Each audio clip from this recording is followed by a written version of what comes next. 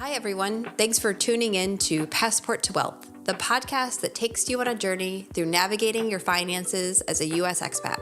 I'm your host, Arielle Tucker, a certified financial planner and enrolled agent focusing on cross-border planning for U.S. expats. And I'm joined by my co-host. I'm Savannah Chafin, a CFP candidate, enrolled agent, and self-declared expat tax nerd, here to guide you through the maze of life and finances across borders and share the inspiring stories of fellow U.S. expats who have navigated the process. Good morning, Savannah. Good morning, Arielle. So today we're going to be talking about one of the biggest challenges for expats, staying connected to family and friends, and just more generally the culture you grew up with while living abroad. So it's a topic that hits home for me and so many other people. And so we'll dive into some practical tips to keep those bonds strong, no matter where you are in the world. Yeah, so the first point, and one that really affected me when I moved here, is navigating time zones and scheduling calls. So one of the first hurdles that expats face when trying to stay in touch is managing the time difference. Whether you're 6 hours ahead or 12 hours behind, finding the time to connect with loved ones can feel really tricky. I know this is one of the things I struggled with a lot when I first moved abroad, and that was kind of managing expectations with people back home as well. Because I would be getting calls like I'm 6 hours ahead of them. So I would be getting calls at like 2 or 3 a.m. and feel kind of required to answer because I wanted to be able to stay in touch with my family and friends. So yeah, kind of setting expectations as well is really important of when you are accessible, muting WhatsApp or whatever platform you're using to kind of contact them in your non-accessible times is important. Yeah, But I think that's a great point. I mean, this just came up with us over the summer. It was our son's birthday, and I find that sometimes people can be, oftentimes we're the ones calling. Like, so we kind of have set times to call family and friends. But then there's like special occasions where it's like a birthday or, an anniversary, or there's another reason to like call. And sometimes you want to be called, right? And it can be hurtful. I don't know, maybe it's just all in my head, but like it can feel hurtful if the other party can't figure out how to call, or they're too scared to call because they can't, figure out the time difference. Like, I think for me, it's been more like, again, I'm just going to keep saying grace, because I think people aren't trying to be hurtful, but they just also, they don't really know what you're doing 6 hours ahead in your day. Maybe they don't want to interrupt, and they're not as comfortable just like picking up the phone and kind of like calling. So kind of training them and having open conversations of kind of like, what are the expectations? And, is that reasonable or not for both parties? yeah, I think that's where it becomes really important to set times, either like Google Calendar, set a time that works for you and your family member, or more generally, kind of have days of the week. That's something that like I do is like, if you have someone have like a Sunday coffee planned with them, or for me, I'm like a bit of a gamer. So like playing games with a friend or family like online at a certain time is a really good way to stay connected. Yeah. I mean, but I feel so lucky that we do live in the age of technology. And so honestly, staying in touch with the people you want to stay in touch with has never been easier. I mean, I remember hearing expat stories from people who moved here in the 60s or 70s, and they're like literally writing letters just to make a hotel reservation. And so we do live in the age of WhatsApp and Telegram, Zoom, Skype, Google Meet, Marco Polo. I mean, there's so many options to stay connected. Our family uses, so like I have an iPhone, and a lot of my sisters and my parents have iPhones. So we use FaceTime to stay connected. But then my husband does not have an iPhone. And so he uses WhatsApp to stay connected with everyone. And then I have a couple, like I have one grandma who has FaceTime, and she's comfortable with like texting via iMessage. But then I have another grandmother who is not comfortable with technology. And it's really sad because I live really far away from her. She lives 7 hours from my parents' house. And so we may try to see her like once a year, once every other year. But unless I'm writing a letter or she's writing a letter, there's almost no communication. And so I think it's really important, like So that's my children's great grandmother. So we just don't have a lot of communication with her. And it's not because I don't love her or think about her. It's just, I find that really sad. And so, I'm always telling myself and, my parents, like, you have to stay up with technology. If you want to have a relationship with us, with your grandchildren, like, you have to embrace technology. You can't just like go off and be like, okay, I just don't want to deal with the internet anymore. Yeah, that's a really good point. And I want to kind of touch briefly, I mentioned like playing games online, but I think that's a broader topic of shared experiences. So whether that's, sitting down and watching a movie at the same time, like I know Netflix that used to have Netflix Party, which is where you can like play a series or a movie and kind of watch it together at the same time. So whether it's that or like scheduling a coffee or anything like that, even like cooking online, I've done that with friends back home, is like I'll do like a little mini cooking course, like have them go get ingredients and then like video chat kind of like leading how to cook. So I don't know, just doing little stuff like that to try and stay connected to people back home is really important. I love that idea. I did a cooking class with my aunt in the middle of COVID. I haven't done it since, but like you saying that, that just is such a great idea. Or even just like even with doing it with the grandparents, like, right, you're both making cookies and you're doing it over Skype. My daughter every Sunday watches a show with my mom. Like they watch like a 25-minute episode over Netflix together and then they talk about it. And it does take more effort, right? Like you don't just get to like drive 15 minutes, show up and you're at your parents' house or your, close friend's house. Now you really have to think about it and plan it out. And I think that could be really hard. And there can be a lot of hurt feelings if like you're kind of expecting people to do things and they're not. But I think it's also can be really magical and special. Like my kids have a really, really deep relationship with my parents. Like it's shocking how close my children and my parents are. It's because my parents put so much effort into it. It's not because we're all seeing each other 4 times a year or 6 times a year. They're putting a lot of effort. And I think, grandparents, especially, or close family members, aunts and uncles, they do kind of have to like put in the effort if they want to have those close relationships, but it's definitely possible.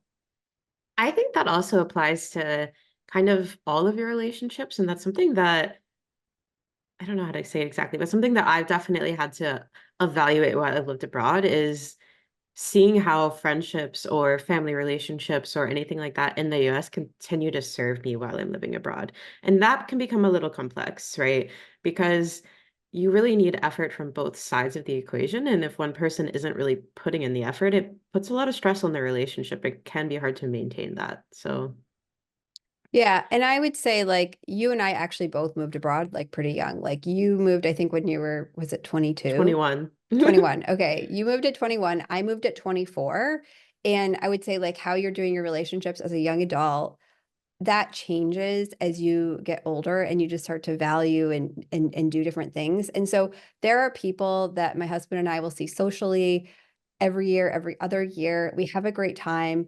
We do not stay in touch, like maybe beyond like a holiday card at all, like the rest of the year, because it's, we're really busy. They're really busy. We also have kids now. Like things just are busy. But then there's other people like my parents who I probably probably talk to my dad like 5 times a week. I talk to my mom all the time. We talk to my in-laws every week. I have a WhatsApp group with all my sisters, so we're always exchanging pictures and stuff. So just kind of figuring out like who's in this journey with you for the long haul, and then who's just kind of like there, but you're still happy to see them, but you just can't, you don't have the bandwidth to maintain all relationships forever, like at this, intense level. Yeah, agreed.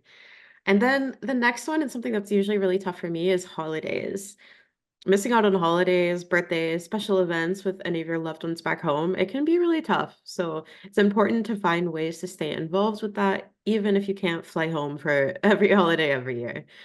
For big holidays like Thanksgiving or Christmas or any major cultural event that your family may celebrate, you can try organizing a virtual celebration. So, setting up a Zoom call during a special meal or gift exchange is a way to really stay connected. I know I kind of just call my grandma and then get like passed around the table sometimes at like Christmas or something like that, which is kind of nice. But yeah, it can really feel tricky to stay connected in times like that when you're living abroad. That's a really good point. So I'm curious, what are you doing? Do you have plans for Thanksgiving this year?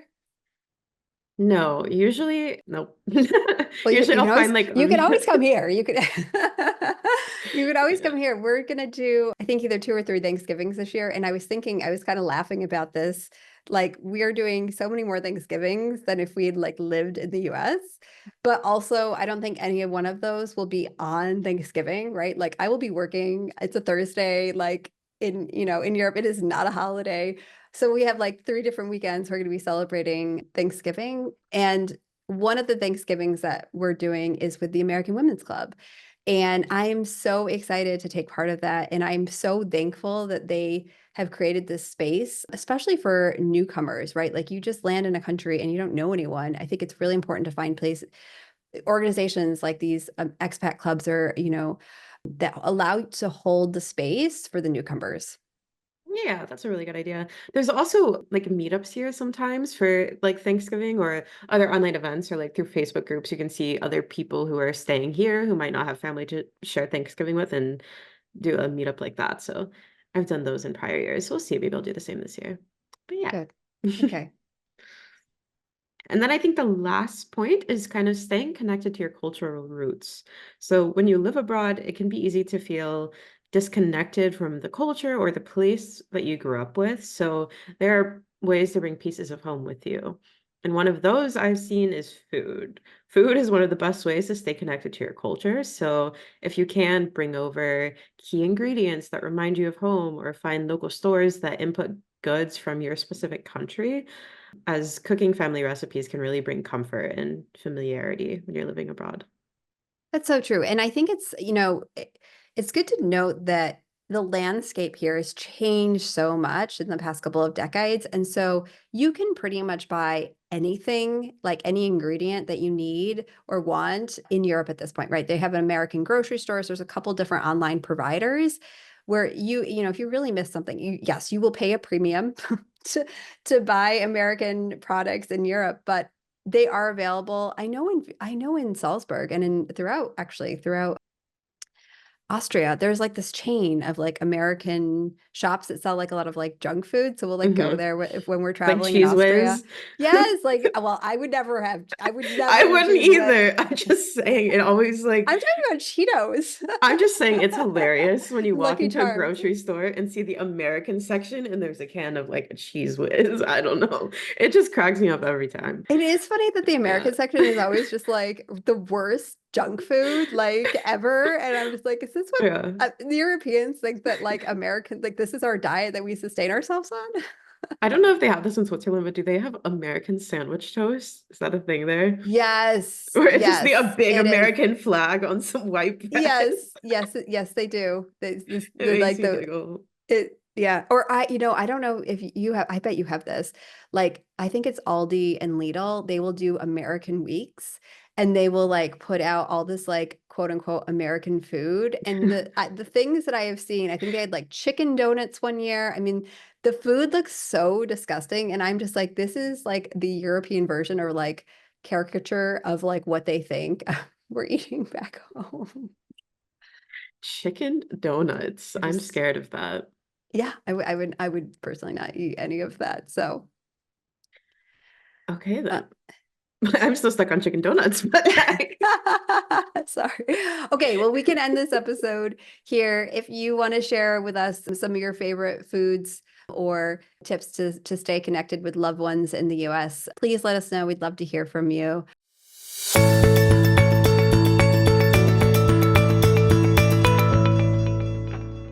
Thank you for tuning in. Stay tuned for our upcoming episodes packed with insights and stories to empower your global financial journey. This is Passport to Wealth, where your financial future knows no borders. the information provided in this podcast is for informational and entertainment purposes only. It should not be considered professional, financial, or tax advice. We strongly recommend consulting with a qualified financial advisor, tax professional, or other appropriate expert before making any financial decisions or taking action based on the content discussed in this episode. Your personal financial situation is unique, and a professional can provide tailored advice to meet your specific needs.